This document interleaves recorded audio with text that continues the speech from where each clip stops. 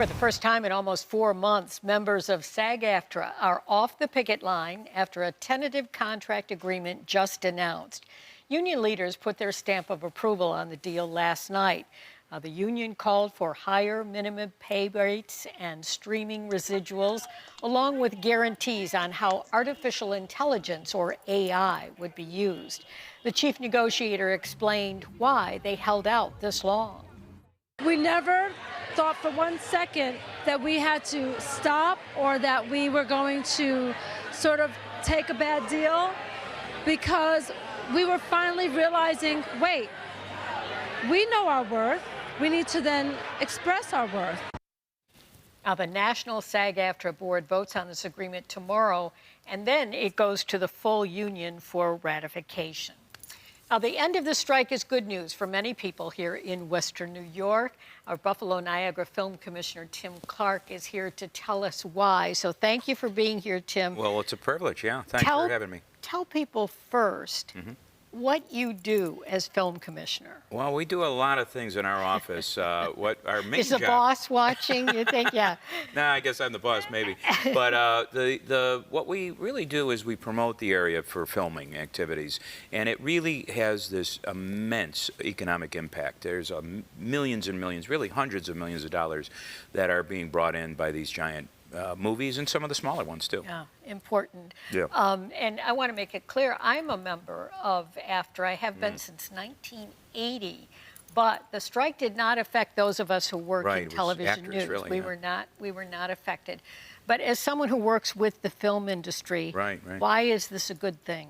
Well, it's good because it's going to get people back to work. The folks here in Western New York that are on the crews, that own the sound stages, that own companies that are associated with making movies and so forth, they've all been hurting. This is really a protracted, long strike, and it really was, you know, far impacting to a lot of people. You've seen people hurt by this in Western New York during this strike. Yeah. Okay. Yeah.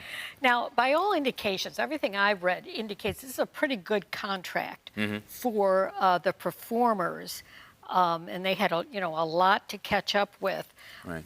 But if it's a good contract for them, does that mean it's more expensive now for the studios to make movies, and might they cut back on some of their productions? Well, my guess is that they could cut back, but more likely it'll just cost more, and for people. They pass it along to the consumers, and it's the whole inflation thing, I think. So I hope movies don't cost much more, but I think in some of the cases of the streaming services, there might be some, increased fees as time goes on to pay for a lot of this. But yeah, we're already seeing that with Netflix.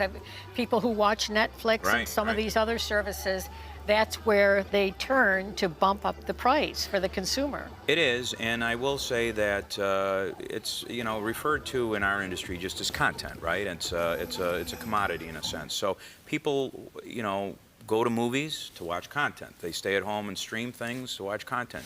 Channel 4 News right now is content, but it's a little bit different, the news department here, because you're also informing and it's not entertainment. So it's all about content creation, and it's like manufacturing almost when they're making movies. A lot of this being hashed out at the bargaining table here. One of the big issues, and we're all going to hear about this more and more and more as life goes on, and that is artificial intelligence, AI.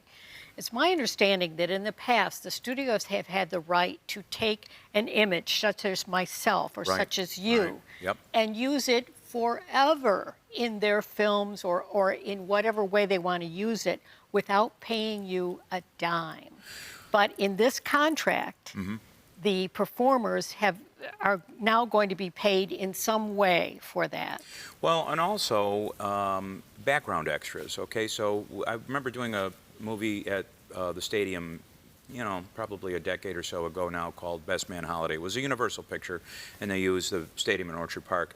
They brought in thousands of extras to sit in the stands and to kind of act as real fans.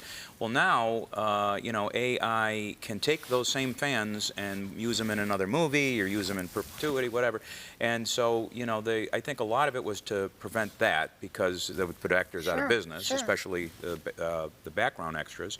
But, there's a lot of, AI AI is very good in many ways, but it's probably more dangerous than good in so many others. In movies, it's more economics, I suppose, and I think the unions just wanted to make sure that people weren't losing jobs over it. All right, let's talk here at the end about the production houses here in Right. Buffalo.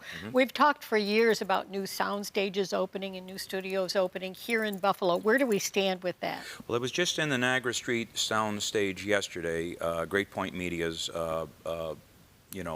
place there at West Ferry and Niagara, and it's about ready to open. They're just putting the final touches on some of the things, so we're looking forward to that probably within the next month or so.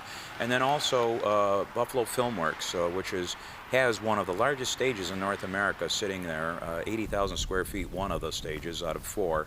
And it is really a sight to behold out there in South Buffalo. And so these are 2 great working stages now, and more to come. Sign us up. It's going to be like a tsunami of activity in 2024 now that the strike is settled and we have this great, great tax benefit. Wow. I like that. I A know. tsunami of activity in the film industry. Exactly, and you'll see it all here on Channel 4. And yes, you guys will cover will. it. I know Rest you do. up for it, I Jim. will. You too. Thank you. I will.